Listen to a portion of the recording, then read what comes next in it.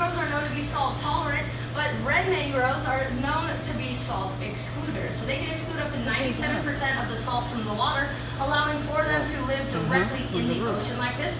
One of the only known tree species to do so. And since they can do that, these roots will grow super long and create these complex systems that acts out of protection or as a nursery habitat for many of our baby and juvenile fish species.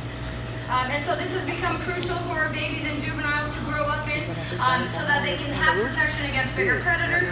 And also those roots will collect algae, crustaceans, tons of food for our babies as well as they are growing up.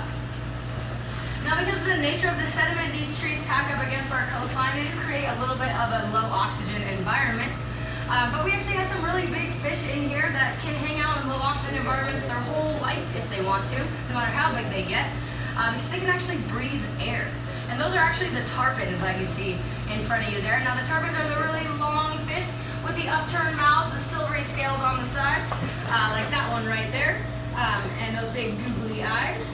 And tarpons being able to breathe air is actually because they have an organ in their swim bladder that allows them to come to the surface, take a big gulp of air, run that air over that organ, and then use that oxygen same as you and me. Now, this allows them to hang out in low oxygen environments, but it also made them really popular for sport fishing. Because you get a tarpon on the line, you get them up to the surface, go, you're so excited, you just got this big old fish. It grabs a big gulp of air, does what's called a tarpon roll, will go back down fully re-energized, and then you'll have a whole nother fight on your hands. So you can end up fighting these fish for hours on end. And if you're looking for that, you want to go catch a tarpon, this is a great place to be because they're super common here in the Keys. In fact, the record tarpon was caught back in the 1970s by a guy named Gus Bell. It was a 243-pound tarpon, which is about twice the size of the ones in here.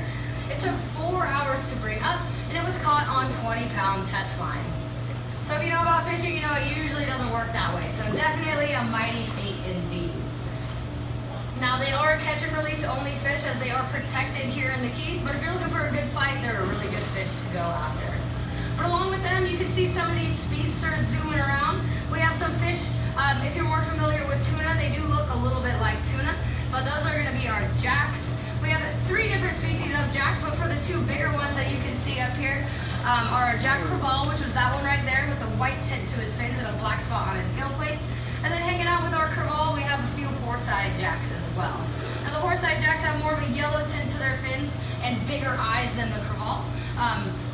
And although they look similar, but they're pretty obviously different, they have a couple things in common. One of those being, if you look closely, you'll see that they have a